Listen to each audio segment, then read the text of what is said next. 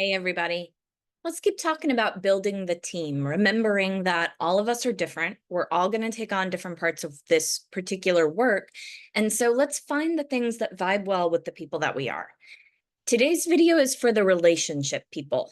And you're a relationship person. If you have strong social abilities, you find it really easy to have a one-on-one conversation or a small group conversation with really almost anybody that you encounter. So what is it that relationship people can do? Those folks who are really good at having those conversations and befriending people as you're going through your daily life. If you are this type of social person, one of the things you would be amazing at is being a poll worker. If you are physically capable and your life schedule allows for it, you can actually jump into this position. If you're not able to do it yourself, talk to other people about it and why being a poll worker matters so much to our election cycles. You can find out from the website powerthepolls.org, POWERTHEPOLLS.org. You can go there and find out by entering your zip code, how do you become a poll worker in your local area? And then you're the ambassador, you can spread the word. You can also have one-on-one conversations about peace messaging and keeping the election nonviolent and how you do that. Chat with people in the grocery store line or wherever else about voter education, talking about things like, do you know where to vote? Do the people in your life know where to vote? Spreading the word. You're basically an ambassador for the nonviolent option. You can also ask teens and young adults what they are thinking about the upcoming election cycle and the possibility of violence. So this is just starting a conversation with something along the lines of, how are you feeling about the upcoming election cycle?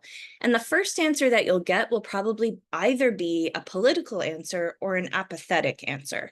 So either talking about the candidates or the positions of the candidates, or else kind of a, but then digging a little bit deeper and saying, how do you think our community is going to do in getting through the election cycle? Do you see the possibility that we'll have a lot of conflict or even potentially violence within the community? That's the beginning of a conversation about election violence prevention, remembering that young people actually have a fair amount of power in terms of influencing the society around them. You can talk with community leaders, official ones and informal ones. So when I say community leaders, that's people like, first of all, folks who are actually in local government. That's one type of community leader. Another type is the people who run community organizations like nonprofits or large businesses or churches or other places of faith. These are folks who are like official community leaders. I would identify maybe the principal of the school as an official community leader.